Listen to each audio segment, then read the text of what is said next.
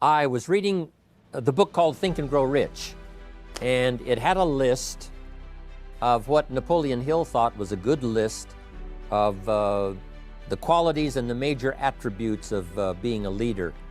And I thought it was such a good list.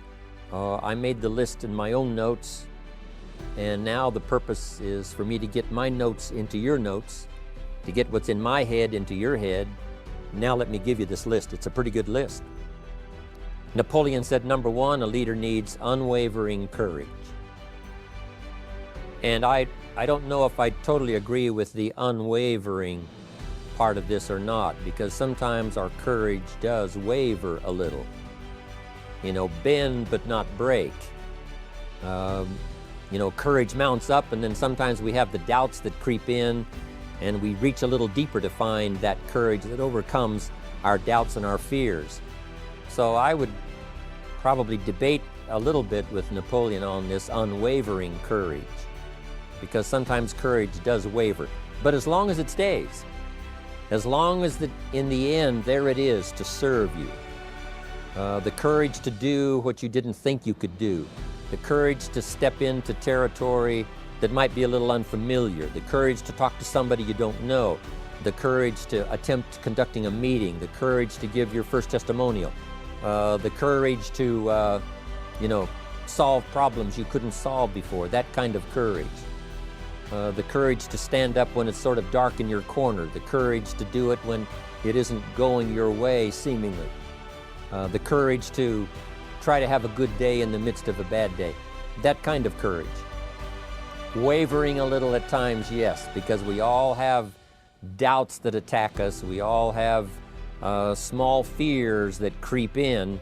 That is the nature of life. But that's what faith is all about. That's what courage is all about, to serve us when our doubts will not serve us well. Faith to overcome fear, and courage to overcome our doubts. But that is a good quality, a good attribute for a leader, and that's unwavering courage. Second, Napoleon said self-control. That, of course, is the very essence of life itself, is self-control. Because we all have this warfare going on. You know, it's going on in the world, the warfare between liberty and tyranny. In our own body, the warfare between health and illness. The struggle is on. The struggle between light and darkness. The struggle between good and evil. I call it opposites in conflict. And as soon as you're born into the world, as soon as you find yourself and discover yourself on this spinning planet headed somewhere, you know that this exists. To be a civilized society, we must drive the dark side of our nature into a small corner and let the positive side flourish. Early, we must learn to exercise self-control. Power is a wonderful thing, but it must be exercised properly. It must be exercised to benefit, not to destruction. So self-control is certainly necessary to be a strong leader. Then he said, a leader must have a keen sense of justice. How very true. Justice we become familiar with, you know, even when we're small. When certain things that happened or were done to us that something told us that wasn't right. Someone did us wrong. We have that sense of right and wrong, and it starts very early. Then we have to have that sense of utilizing what's right and what's wrong so that we develop this sense of justice, this sense of being fair, this sense of being on the positive side, on the right side. We have to have justice when we're building an organization. You know, what's fair, what is a good balance. The marketing system that Mark put together has to be fair for everyone. If you have a customer and you take care of that customer, someone else cannot come along and take that customer. The same is true with the distributor. Certain rules and regulations so that all of us have a chance to fit within this framework of fairness, justice, and what's right. Otherwise, enterprise cannot work. Otherwise, we have what we call, in a political sense, anarchy, where there is no justice. To minimize a person's mistakes, they need to have this sense of justice. Here's another one, he said, definiteness of decision. Indecision is the thief of opportunity. If you don't decide, the opportunity could slip away. If you don't decide what you're going to do today, the day could get away and you're not very effective. I talked about in my recent travels about time management. Here's one of the best ideas of time management. Don't start the day until you have it finished. Is it possible to finish the day before you start it? And the answer is yes. If you don't finish it to the best of your ability, have some idea, some good plan, sure enough, the day escapes. And in the morning you say, let's see, what should I do now? In the afternoon you say, hey, time's getting away from me, what should I do now? And now most of the day is lost. Most of the day escapes not being utilized and doesn't work for you simply because you didn't make those decisions early, at the early part of the day. The decisions you make at the first chance you see opportunity, those decisions, what you're going to do with it, how far you're going to take it, what it's going to be meaning to you in the years to come. Those early decisions are vitally important. Then we need decisions to correct poor decisions, to overcome our mistakes. It's possible, of course, for all of us to make unwise decisions. And at the end of one year, at the end of 1 week, 1 month, or at the end of a few years, we say, that decision cost me too much. Cost me a lot of time, cost me a lot of money, cost me maybe a good relationship, cost me a chance to be productive. But as long as you're alive, there's still a chance to use new decision power to correct the mistakes of decisions that were bad in the past. You got to be definite in making decisions so that the opportunity doesn't pass you by. Take advantage. Here's the next one. Napoleon Hill said, a good leader has definite plans. How important that is. And of all the years, I think, to cash in on Herbalife's momentum and make some plans for the future, this has got to be one of the greatest years. Herbalife in these 18 years now has created some incredible momentum, not only in opening up the countries, but momentum in the refinement of our marketing, momentum in developing new products, momentum in developing our support system. The key is now for you to make plans to ride on that momentum. Herbalife is like the tide that comes in, and the rising tide lifts all the ships, if they're in the water.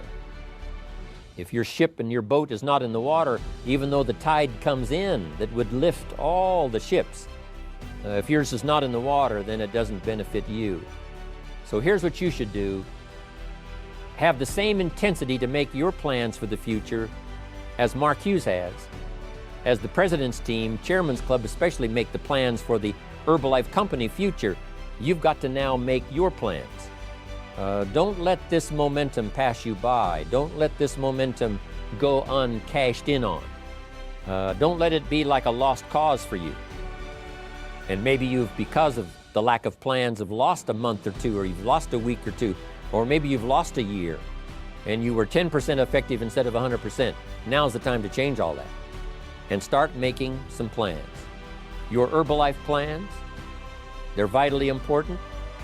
You might as well cash in on the Herbalife plans for world expansion, the Herbalife plans for expansion within your country, the Herbalife plans for the expansion of the business, the incentives. Cash in on that, capture that, and say, I've got to have some plans that match Herbalife. Not necessarily match Herbalife in numbers, but that can match Herbalife in momentum, that can match Herbalife in cashing in on the opportunity, your plans for Herbalife expansion. You got to have some plans for your family, right? You got to take your family along, don't leave them out. One of the challenges all of us have in making our plans is how to balance everything, to make sure that we don't regret at the end of the year, I spent too much time on that. I spent too much money. And then if you have, say, how can I not do that again? And construct some better plans so that you won't have any regrets at the end of a year to come, 5 years to come, 3 or 4, 5 years to come. Definite plans. The plans for the use of your money.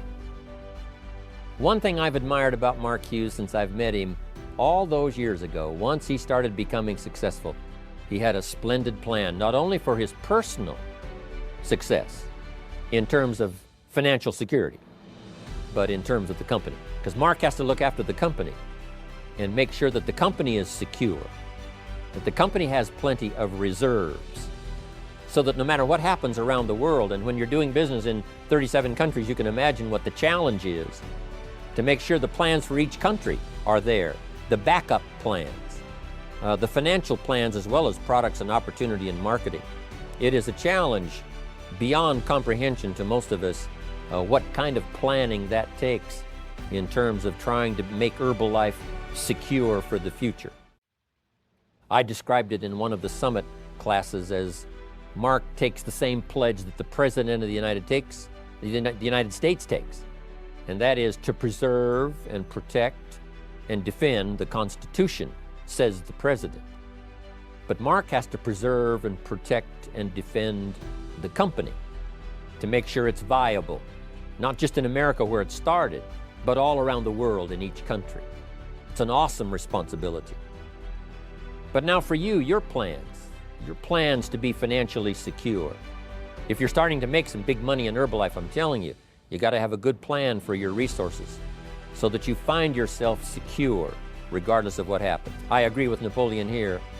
You got to have good plans. One more on plans, and that is the plan for your personal development. The plan to be better this year than last year. The plan to take the classes, attend the workshops, do everything you possibly can to show personal progress, not just financial progress, not just the progress of having one more car or one more home, but the progress of personality, the progress of communication skills, the progress of recruiting skills, the progress in how to deal with people, progress in using your influence so that it multiplies its power by 5 by 10 versus what it used to be. You need those kind of plans. A plan for personal growth, personal development, a plan to be all that you can possibly be in the years to come as you develop your Herbalife business and your life business and your family business, all of that. Got to have good plans. Next, Napoleon Hill had a good saying. It was something my father had and passed it on to me as a good philosophy, and here's what he said. A good leader has the habit of doing more than what he gets paid for. What an incredible philosophy this is. The habit of doing more than you get paid for. It's what we call the service that you put out like seeds in the ground that doesn't bring the harvest immediately, but the harvest is yet to come. It's called like putting out the capital in capitalism. Doing more than you get paid for means that you're getting ready for the next move up. Because if you do more than you get paid for, you've made an investment. The average person might think if I do more than the company requires, then they're ripping me off. I'm not getting paid for that extra time, that extra attention. But you must not view it that way. You must say, I'm getting there a little earlier, staying a little later, as an investment in my own personal future. Because I want that kind of reputation. I want that kind of philosophy to work in my life. Do more than you get paid for. When I first started lecturing 36 years ago, I talked to high school classes, college classes, service clubs, and I gave it all away. I went and talked for free.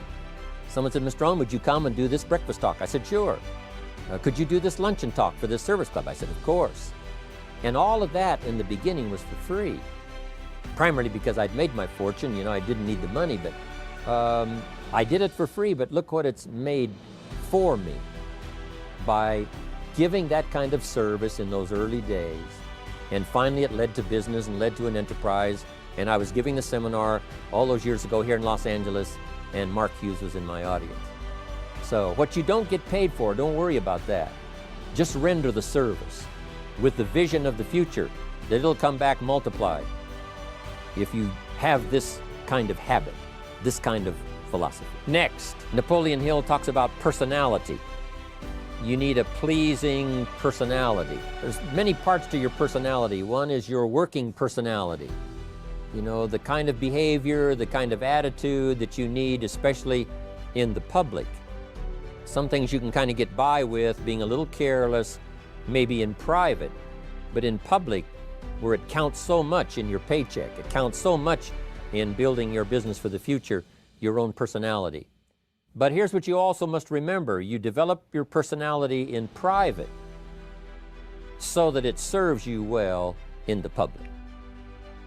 Sometimes we get the mistaken idea, I can be careless with just these few and be more careful when I have 1,000. But see, that doesn't work that way.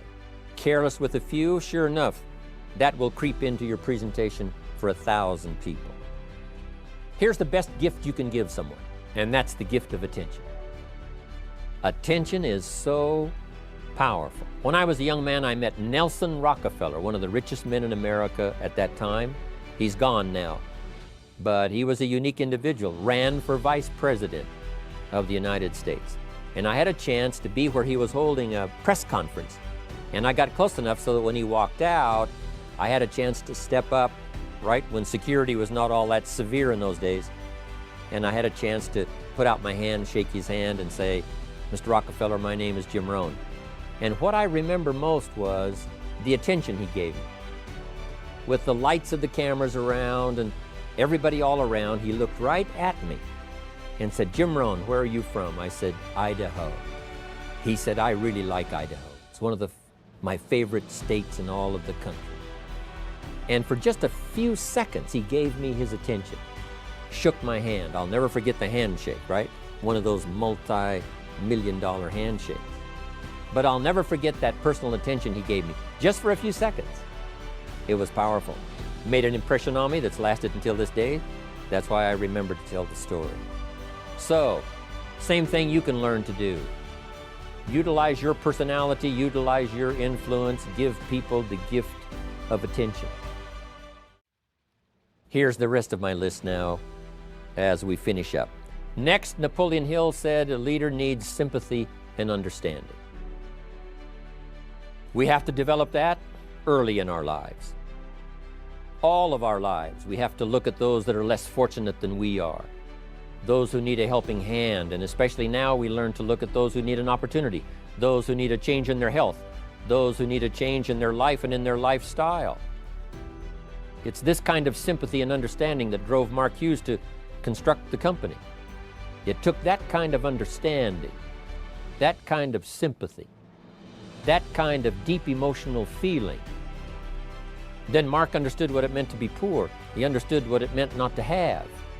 He understood what it meant to be short on finances, on resources. He understood what it meant to lack, full formal education. He knew all of those lacks. And instead of crying about it, he said, what I will do is change it for myself, and then I'll help other people that have the same challenge. Lack of education, lack of the money, lack of the resources, lack of good health, faced with all kinds of difficulties they can't solve. I'll get mine solved, and then I'll be strong enough and have the skills to where I can help other people.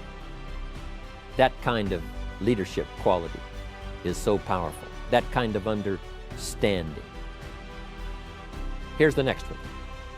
A leader must have, Napoleon said, a mastery of the detail. How very true. All can be lost with just a couple of missing details. On the trip to the moon, everything has to work, right? There's several thousand moving parts. There's several thousand pieces to the project of getting to the moon and coming back, and all of them have to work. You can't have 10% of them working, 90% or 80%. They've all got to work. And then there's the backup systems for something if something goes wrong to back it up. That kind of mastery of detail is so vitally important. But here's what else to remember as far as Herbalife is concerned. The drama is in the details. Someone says, I lost 30 pounds. Well, 30 pounds is 30 pounds, but that's not the drama.